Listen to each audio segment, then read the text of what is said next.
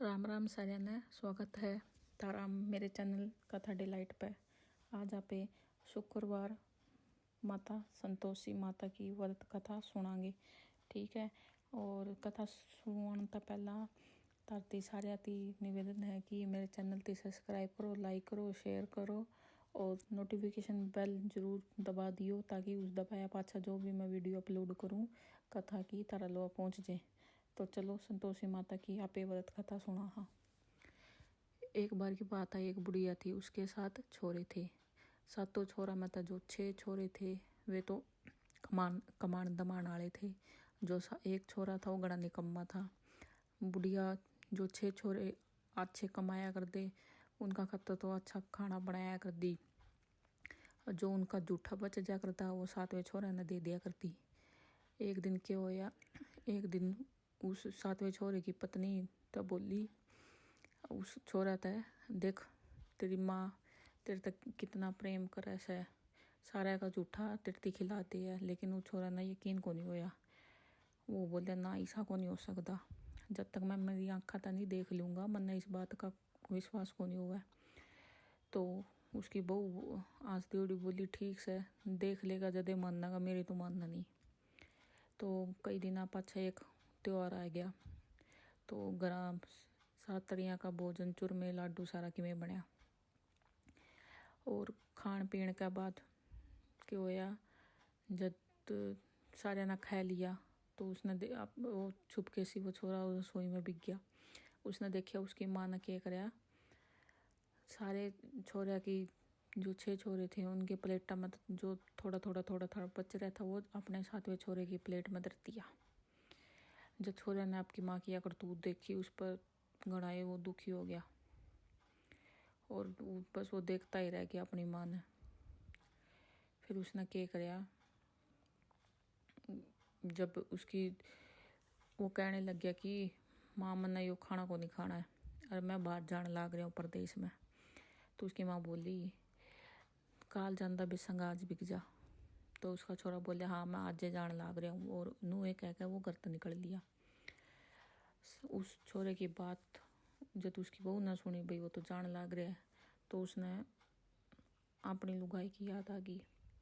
उसकी लुगाई गौशाला में जा रही थी गोबर थापण।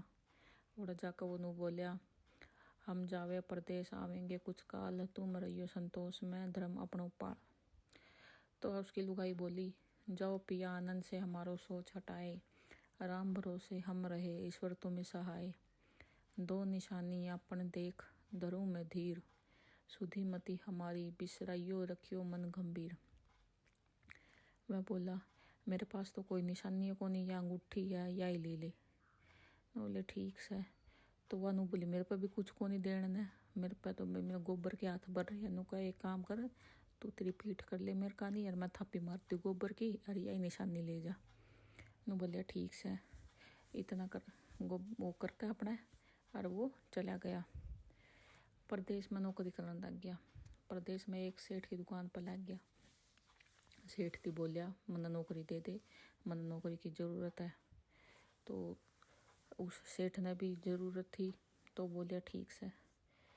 तो उसने छोरा ने पूछा कि तनख्वाह कितनी दोगे। तो सेठ बोलिया पहले काम दिखा करके किसा काम कर सके और फिर मैं तने तेरा दाम बताऊंगा, मैं तने कितने दे सकूँ हूँ। वो बोलिया ठीक है। उनका सवेरे 7 बजे आना है, 10 बजे तक नौकरी पर रहना है। कई दिन पाछे कई दिन बीत गए तो सारा दुकान का जितना भी लेन देन हिसाब किताब और जितने भी ग्राहक ती सामान बेचना करना सारा उसने उस चीज़ खातर उस सेठ ने 7-8 नौकर रखे थे। और 7-8 नौकर रखे थे। लेकिन वो जो छोरा था नहीं उसने सारा काम सीख लिया, बहुत होशियारी था। वो सारा काम सीख के सेठ की नज़रा में आ गया। सेठ ने भी उसका काम देखा, भाई 3 महीने में उसने घना मुनाफा करके दे दिया। तो सेठ ने क्या करे उसकी अपने जितना भी मुनाफा होया करता उसका हिस्सेदार बना लिया। और कुछ वर्षों में ही वो नामी सेठ बन गया। मालिक ने भी सारा कारोबार उस पर छोड़कर वो मालिक भी चला गया और दूसरी जगह अपने उसका पति था को नहीं, तो उसके सास उस पर गणा अत्याचार करने लग गई। उसकी पत्नी उसके सास ससुर गणे दुख देने लग गए। सारा घर का काम करवाया करते, लकड़ी लेने भी वह जंगल में बेच देती, कल्ली न बेच दिया करते। घर का आंधी, फिर घर का लकड़ी काट का आंधी, फिर घर का आटा जो बचा कुछ आटा भूसा है वो उसकी रोटी दे दिया करते बना का कि वो खा ले। और फुट्टे नारियल की नरेली में वहाँ पानी पिया करती। और एक दिन वह लकड़ी लेने जा रही थी जंगल में। रास्ता में उसने बहुत सारी लुगाई देखी कि संतोषी माता का भी व्रत करन लाग रही है। तो वहाँ उड़ा खड़ी होकर वह सुनन लाग गई और पूछा कि बेबे तुम किस देवता का व्रत करन लाग रही हो और व्रत करने तक ही मिलेगा। तो उन्होंने कहा यदि तू भी इस व्रत का विधान मुझे समझा देगी तो मैं तुम्हारा बड़ा एहसान मानूंगी। तब उसने एक स्त्री बोली, सुनो नुका यह संतोषी माता का व्रत है, इसका करण तय निरंतर दृढ़ता का नाश हो जाएगा और कोई भी मन में तेरी इच्छा हो संतोषी माता की कृपा से वह पूरी हो जाएगी। फिर उसने उस व्रत की विधि पूछी तो उसने विधि बता दी। वह बोली 1.25 आने का गुड़ चना लेना, जो तेरी इच्छा हो 5.25 आने का जो भी तेरी इच्छा हो लेकर उसको अपनी इच्छा अनुसार और बिना परेशानी और श्रद्धा प्रेम तक जितना भी बन पाए ले लेना। और प्रत्येक सोमवार को निराहार रहकर कथा सुनना और इसके बीच में क्रम नहीं टूटना चाहिए व्रत का, लगातार व्रत करने हैं और लगातार नियम का पालन करना है। सुनने वाला कोई ना मिले तो घी का दीपक जला कर उसमें आगे रख के पात्र और पानी का जल रख के कथा कह लेना। जब तेरा काम सिद्ध हो जाए तो इस व्रत का उद्यापन करती हो। ठीक है, 3 महीने में माता फल पूरा करती है, ये भी बताया उसने। तो यदि किसी दिन ग्रह खोटे भी हो तो माता वर्ष भर में कार्य सिद्ध कर देगी। फल सिद्ध होने पर उद्यापन करना चाहिए, बीच में नहीं। तो उद्यापन में 2.5 सेर आटे का खाजा तथा इसी बाद में खीर चने का साग करना। 8 लड़कों को भोजन कराना, जहाँ तक मिले देवर जेठ भाई बंधु के हो, ना मिले तो रिश्तेदार आस पड़ोस के हो उनको बुलाना। उनकी भोजन करवा दिए और शक्ति दक्षिणा जितना भी तेरा प्यों तो उतना उसकी दक्षिणा दे दियो। ध्यान रखिए इसमें माता का नियम भी तना पूरा करना पड़ेगा। उस दिन घर में खटाई बिल्कुल भी नहीं आनी चाहिए। यह सुनकर बुढ़िया के लड़के की बहू चलती उड़ता व्रत, उसने व्रत का प्रण कर लिया कि और माँ संतोषी का उसने सोचा भी मना दर्शन भी देवे। तो रास्ता में लकड़ी का बोझ गणा था उसको, उसने लकड़ियाँ बेच दी। वो पैसे जो उसने मिले उसका उसने गुड़ चना ले लिया और माता के व्रत की तैयारी कराने खातर आगे चल ली। सामने उसने मंदिर दिख गया तो पूछने लगी किसका मंदिर है। सब कहने लगे कि संतोषी माता का मंदिर है। यह सुनकर वह मंदिर में जाकर माता के चरणों में लेट गई और विनती करने लगी, माता मैं तो बहुत अज्ञानी हूँ, व्रत के बारे में कुछ नहीं जानती, मैं घनी दुखी हूँ। माता जगत जननी मेरा दुख दूर कर दे, मैं तेरी शरण में आई हूँ। माता ने विदाई आ गई।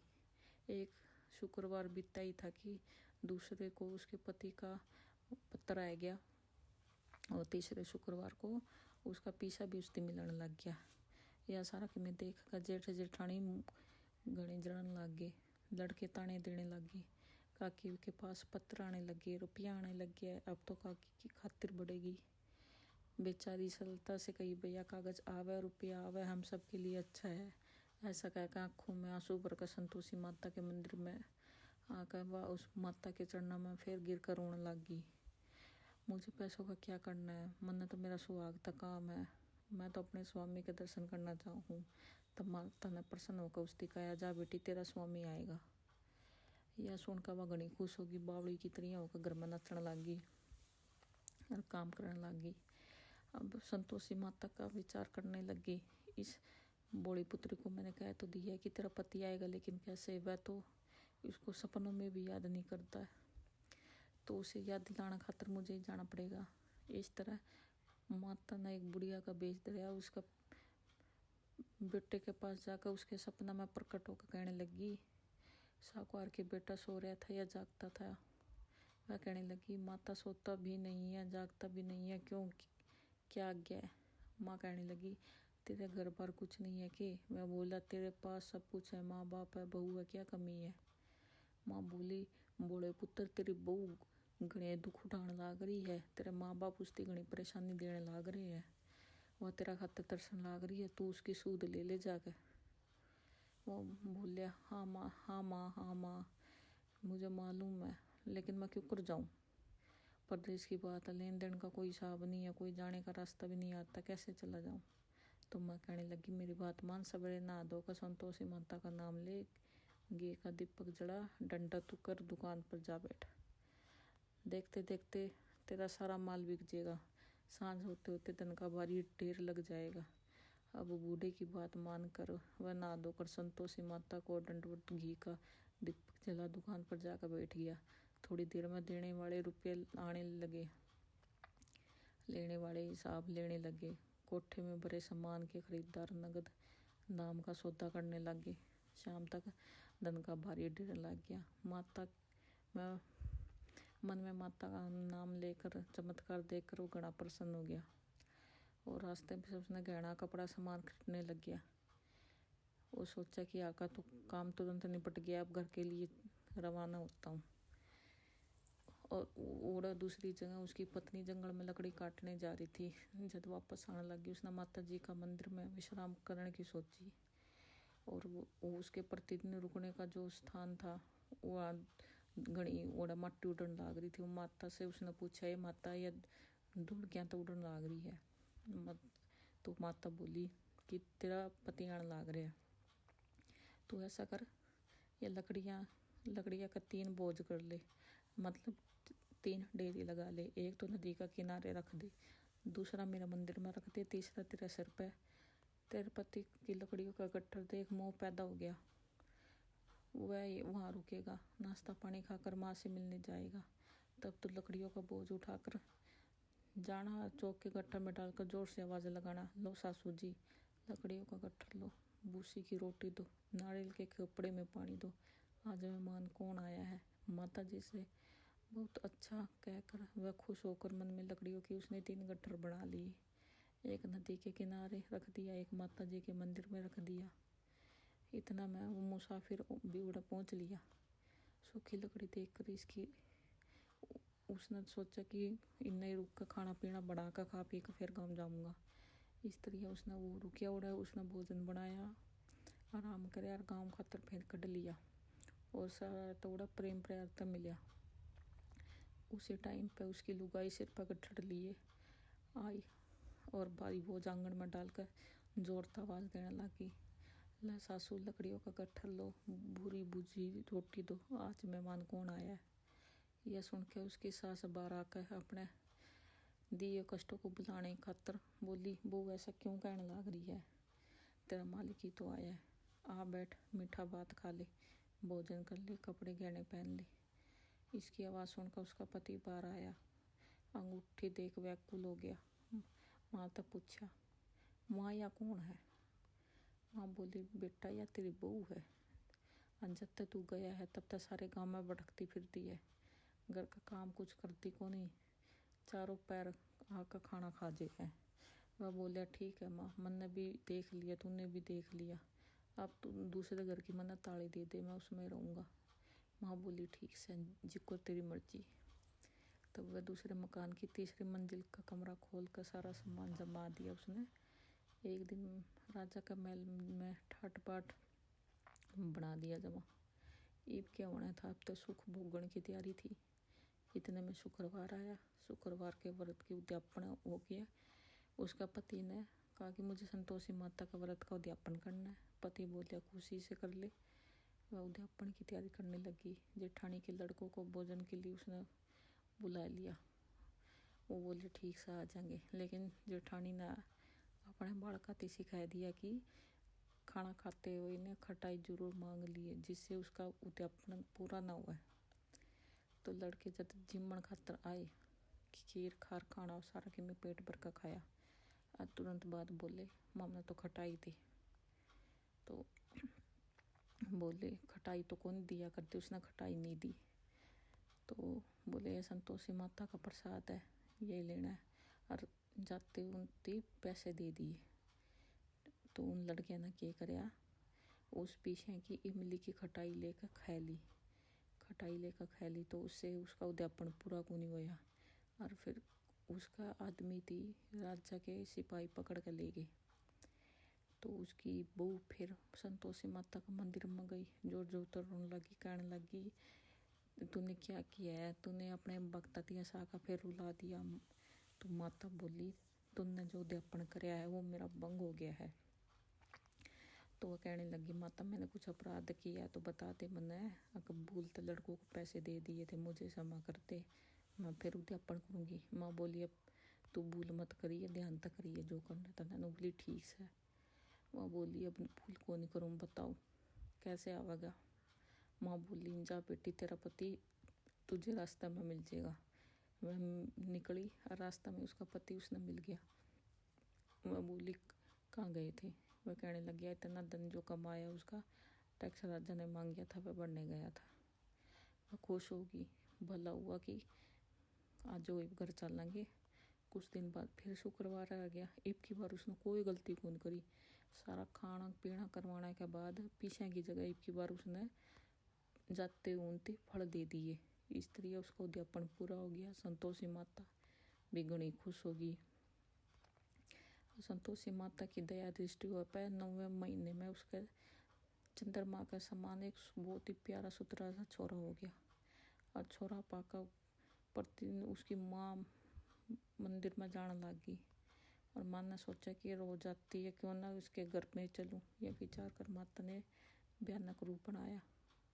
गुड़चने से सना मुख, ऊपर सूंड के समान ओठ, उस पर मक्खियाँ बिन बिन कर रही थी। देली पर पैर रखती उसके साथ चिल्लाई, देख रहे कोई चुड़ैल टक्कन आई है, लड़कों भगाओ इसको नहीं तो किसी को खा जाएगी, लड़कों भगाओ इसको नहीं तो किसी को खा जाएगी, खिड़की बंद कर लो, दरवाजे बंद कर लो। बहू रोशनदान से देख रही थी। वो घनी खुश होगी। खुशी के माँ पगली चिल्लाने लगी, आज मेरी माता जी मेरे घर आई है।